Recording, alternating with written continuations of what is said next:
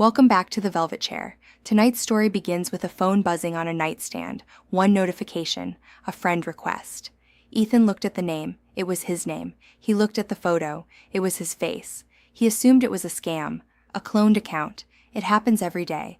Then he saw when the account was created, 11 years ago, and it had been posting, the whole time. Ethan, tell me about the night the request came in. It was a Tuesday. Late. I was in bed, half asleep, and my phone buzzed. Friend request, Ethan Cole, my name, my face, not my current profile picture, a photo of me I had never seen. I sat up and did what everyone does. I figured, okay, someone cloned my account. Some scammer. You report it. You warn your friends. You go back to sleep. But something felt off about the photo.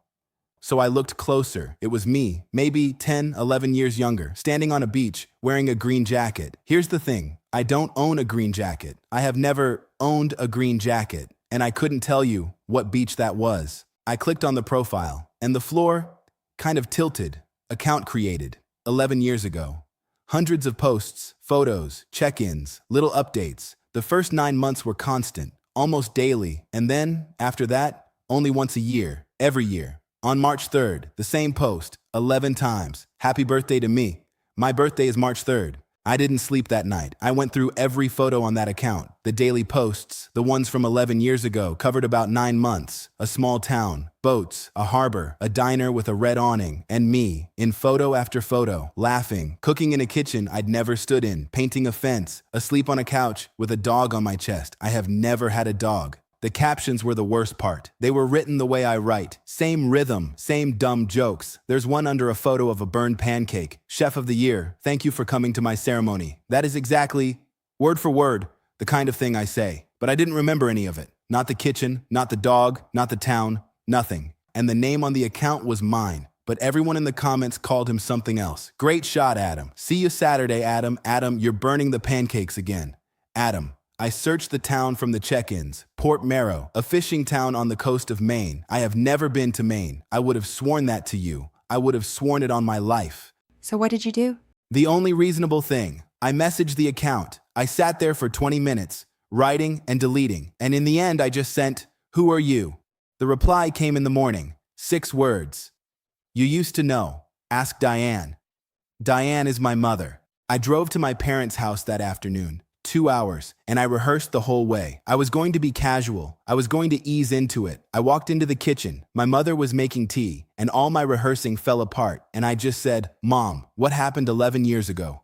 She didn't turn around. That's the detail I can't forget. She didn't turn around. She put the kettle down, very slowly, with her back to me, and she said in a completely flat voice, "So it finally found you.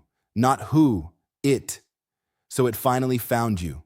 Here is what my parents told me that night at the kitchen table, both of them talking in shifts, like they'd rehearsed it for a decade, because they had. 11 years ago, I was 24, and my life collapsed. I lost my job and my fiancé in the same month.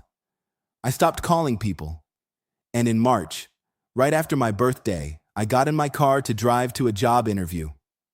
I never showed up. No calls, no card activity after one gas station, nothing. I was missing, not missing like went quiet for a while. Missing like police reports, missing like my face stapled to telephone poles, missing like my mother on the local news, begging for 9 months. And then one evening in December, a state trooper found me walking along a highway in New Hampshire. No coat, no wallet. And when he asked my name, I told him I wasn't sure. The doctors called it a dissociative fugue. It's real. It's rare. A mind under enough pressure just walks out of the building. You don't fake a new life. You genuinely don't know your old one. You wake up somewhere else, and the brain quietly builds a person out of whatever's left. And that person just starts living. When I came back, I had nothing from those 9 months, a total black hole. And my parents made a decision. The doctors had told them not to force it, that recovering memories violently could crack me open again. And my parents were so terrified of losing me a second time that they went further than the doctors ever said. They erased it. They told everyone I'd been traveling. They moved me home, 6 states away, new city, new job, new everything. The neighbors were told a story, the family was told a story, I was told a story, and I lived inside that story for 11 years. I said to my mother, "Okay, I disappeared, I get it. But then who has been running that account? And my mother looked at me and said, "What account?" She didn't know. Neither of them knew. Whoever had been posting happy birthday to me every March 3rd for 11 years, it wasn't my family.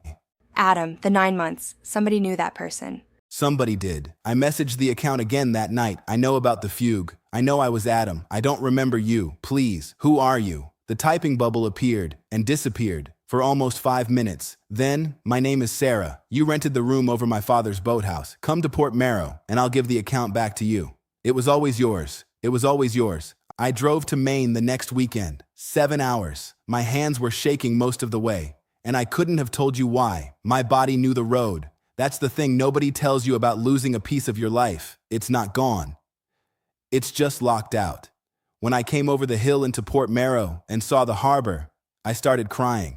Full-on crying, alone in my car, over a view I had, as far as I knew, never seen. The diner had a red awning. I knew before I walked in that the booth in the back corner wobbled. It wobbled. Sarah was waiting in that booth, late 30s, flannel jacket. She stood up when she saw me, and she put her hand over her mouth, and we just looked at each other, while the whole diner pretended not to watch. The first thing she said was, "You still walk the same." We sat for 4 hours. She told me about Adam, how he showed up in town in the spring with nothing, and her father gave him work at the boathouse because he was polite and desperate. How he was quiet for the first month, how he fixed everything, engines, doors, the diner's ice machine, how he laughed with his whole body, how he never talked about a past. And in a town like that, nobody makes you. She told me the dog's name was Compass, and then she slid her phone across the table, opened to the account, logged in. She said, "He started this page that summer. He said he had this feeling, like his life had a hole behind him, and he wanted proof that he was real. He made me promise something." I asked what. She said, "If I ever disappear, keep the light on. Post every year. So if the person I was before comes looking, he can find his way back."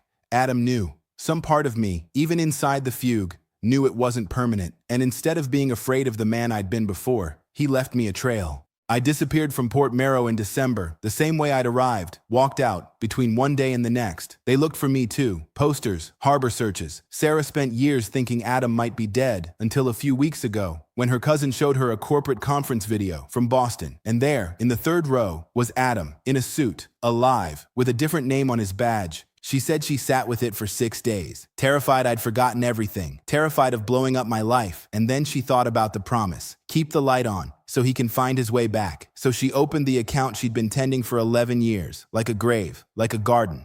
And she sent me a friend request. Ethan, is that everything? No.